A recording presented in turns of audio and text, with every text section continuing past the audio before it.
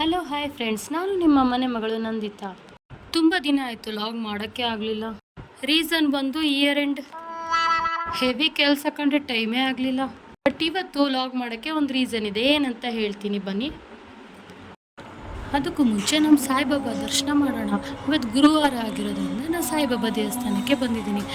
ಎಷ್ಟು ಒಂಥರ ಪ್ರಶಾಂತವಾಗಿದೆ ಅಲ್ವಾ ಈ ದೇವಸ್ಥಾನ. ದೇವಸ್ಥಾನ ಅಂದಮೇಲೆ ಪ್ರಸಾದ ಇದ್ರೆ ಚೆನ್ನಾಗಲ್ವಾ. ಇದು ಆಕ್ಚುಲಿ ಚೆನ್ನಾಗಿ ನೋಡಿ ಪ್ರಸಾದ ಕೊಡ್ತಾ ಇದ್ದಾರೆ, ಬನ್ನಿ ಇಸ್ಕೊಂಡು ಹೋಗೋಣ. ಪ್ರಸಾದ ಅಂತೂ ಫುಲ್ ಟೇಸ್ಟಿಯಾಗಿತ್ತು.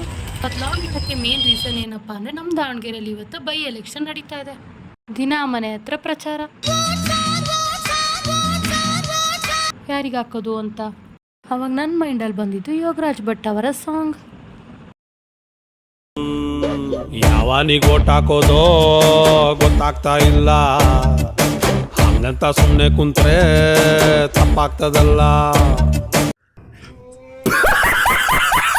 ಮತ್ತೆ ಚಲಾಯಿಸೋದು ನಮ್ಮೆಲ್ಲರ ಹಕ್ಕು ಅಂತೇಳಿ ಫೈನಲಿ ಹೋಗಿ ಓಟ್ ಹಾಕಿದೆ.